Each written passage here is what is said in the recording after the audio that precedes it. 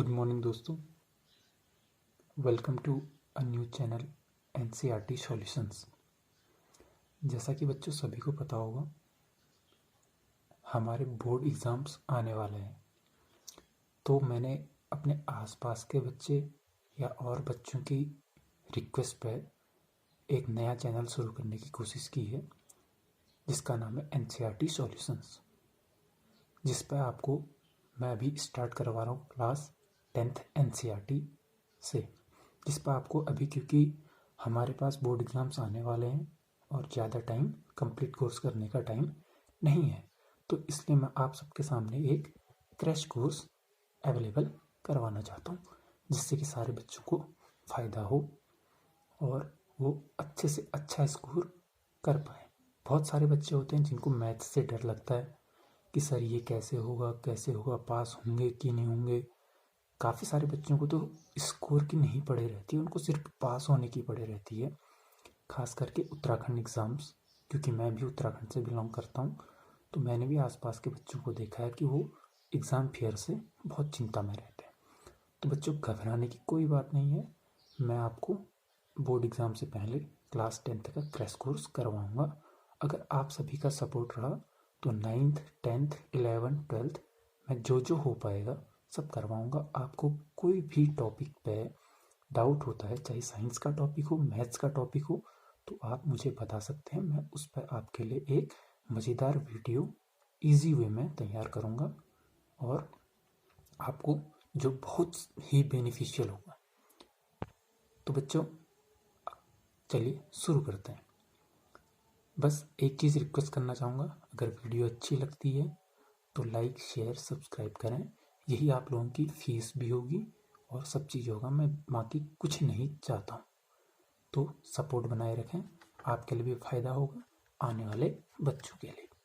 तो चलिए शुरू करते हैं। जैसे कि ये है, मैंने पहले से ही टाइम वेस्ट ना हो, क्योंकि बच्चों का टाइम जो है बहुत प्रीशियस होता है अभी एग्ज़ाम्स टाइम पे, तो उनका टाइम वेस्ट ना हो, इसलिए मैंने पहले से ही मेहनत करके सारी चीज़ें नोट की हैं। ठीक है बच्चों, तो जैसा कि आपको पता है क्लास 10th का क्रैश कोर्स ही है। तो मैथ्स की एक्सरसाइज 2.1 पॉलिनोमियल, जिसे हिंदी में बोलते हैं बहुपद। बच्चों, मैं दोनों लैंग्वेज पे कराऊंगा ताकि हिंदी मीडियम और इंग्लिश मीडियम दोनों बच्चों को इसका फ़ायदा मिल पाए। ठीक है बच्चों, ये क्वेश्चन मैंने इसलिए पहले ही इसे स्टार्ट किया है क्योंकि एग्ज़ाम्स पे ये आना निश्चित है और आपको ये ज़रूर अच्छा स्कोर करके देगा। ठीक है बच्चों, आप पुराने पेपर उठा के देखिए, ये क्वेश्चन आए होंगे। जो पुराने पेपर्स पर आए होंगे, पुराने पैटर्न को फॉलो करते हुए मैं आपके लिए क्रैश कोर्स तैयार करवाऊंगा। लास्ट में मॉडल पेपर भी दूंगा आप लोगों को। बस चैनल को सब्सक्राइब करें, शेयर करें, यही आप लोगों की फीस भी होगी और मेरे मेहनत का फल भी होगा। ठीक है बच्चों, तो स्टार्ट करते हैं।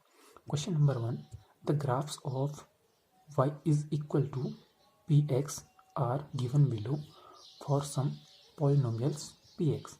Find the number of zeros of px in each case. Hindi में, किसी बहुपद px के लिए y बराबर px का ग्राफ नीचे दिया गया है।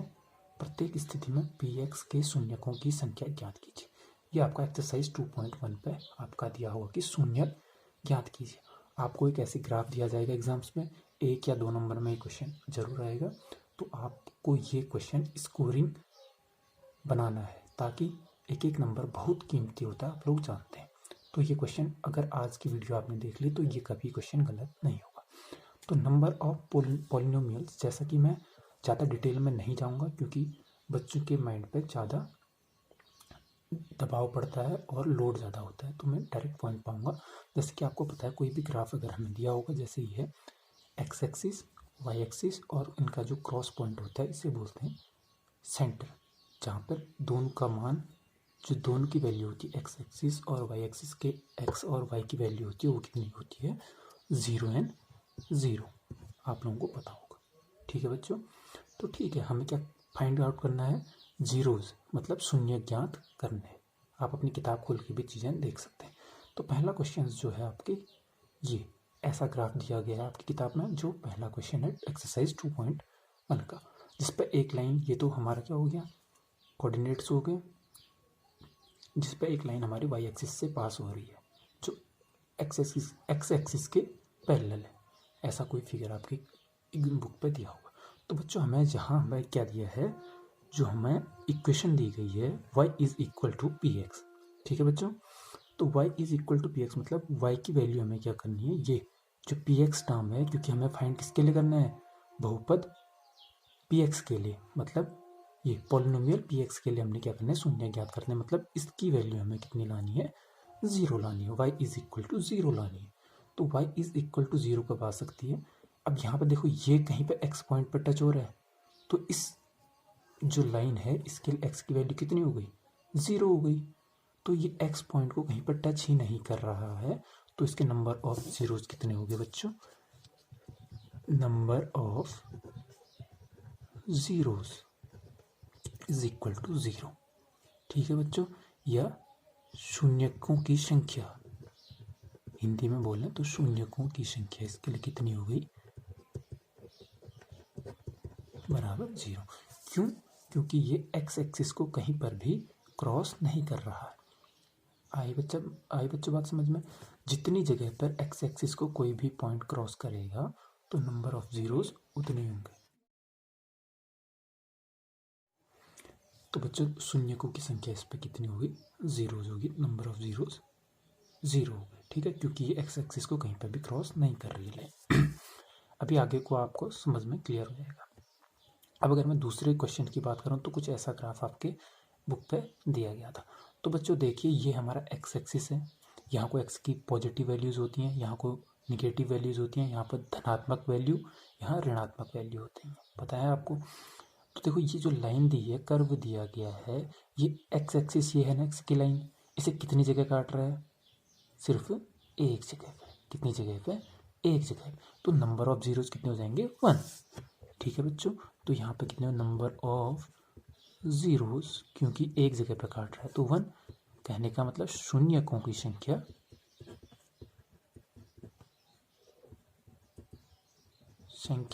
बराबर एक जगह कट गया, तो ये हमारा शून्य की संख्या एक। बहुत ही इजी है, तो आपको ऐसे क्वेश्चंस को मिस नहीं करना है।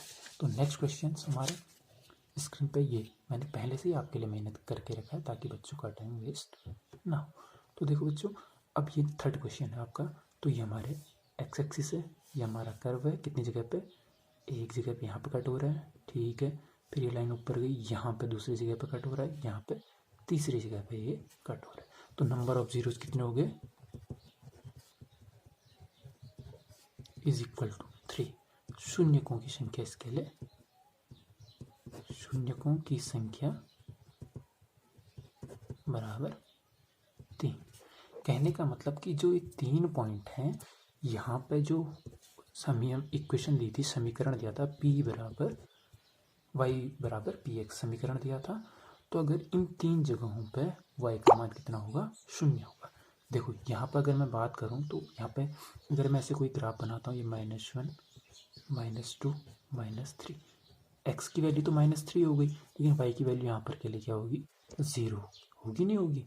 जब आपने ग्राफ पहले बनाए होंगे तो ये, वैसे यहाँ पर अगर मैं बात करूँ, यहाँ पर 1 होगा पॉजिटिव, तो x की वैल्यू तो 1 हो गई, लेकिन y की वैल्यू यहाँ पर के लिए क्या होगी, ज़ीरो। ऐसे ही यहाँ पे, लेकिन अगर मैं ऊपर जो y एक्सिस पे कट कर रहा है यहाँ पे चेक करूँ, तो यहाँ पे इस पर कुछ ना कुछ हमारी क्या होगी, y की वैल्यू होगी, क्योंकि यहाँ पे y की वैल्यू होती है ना 1 2 3, तो y की वैल्यू कितनी हो गई, 3 होगी। तो हमें ये तब मेजर नहीं करना है, क्योंकि हमें y की वैल्यू कितनी लानी है, ज़ीरो लानी है। तो y की वैल्यू जीरो कितनी जगह पे आ सकती है, सिर्फ तीन जगह पे आ सकती है। समझे बच्चों, तो ऐसे ही, क्योंकि थोड़ा क्लैरिफाई करना भी ज़रूरी होता है ताकि डाउट ना रहे, रट्टा ना मारो चीज़ों को। ठीक है, समझने की कोशिश करना। देखो यहाँ पे y एक्स की कोई ना कोई वैल्यू है -3, यहाँ पे x की वैल्यू है 1, यहाँ पे x की कोई ना कोई ऐसे ही 1, अगर मैं ग्राफ बनाता हूँ 1 2 3, तो x की वैल्यू 3 है, y की वैल्यू 0 है, तो तीन पॉइंट्स पे y की वैल्यू 0 होगी। तो हमारे जो इक्वेशन है, जो समीकरण है, वो सेटिस्फाई करेगा कितनी जगह पे, तीन जगहों पे।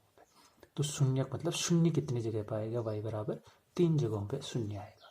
ठीक है बच्चों, तो ऐसे ही नेक्स्ट क्वेश्चन आपको दिख रहा होगा, ये हमारा एक क्या दिया, कर्व दिया, जो कितनी जगह पे एक्स एक्सिस को कट कर रहा है, दो जगह पे। तो नंबर ऑफ जीरोस सिंपल है कि नहीं। आज के बाद आपको ये कभी डाउट नहीं होगा।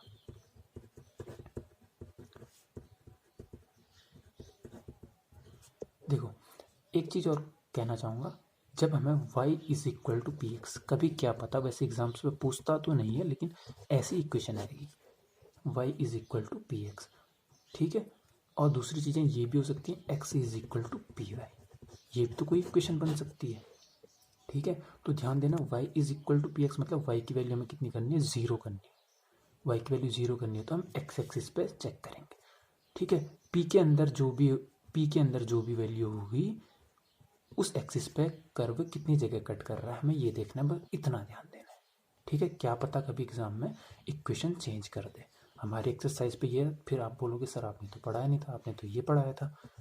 तो उस टाइम के लिए ये भी ध्यान में रखना है कि अगर x is equal to P Y दिया है तो x की वैल्यू हमें कितनी लानी पड़ेगी, 0 लानी पड़ेगी, ठीक है। तो उस कंडीशन पर देखें x की वैल्यू 0 ही है। अगर इस कर्व पर मैं बात करूँ इस क्वेश्चन पे, तो ये y एक्सिस को सिर्फ एक जगह पे काट रहा है।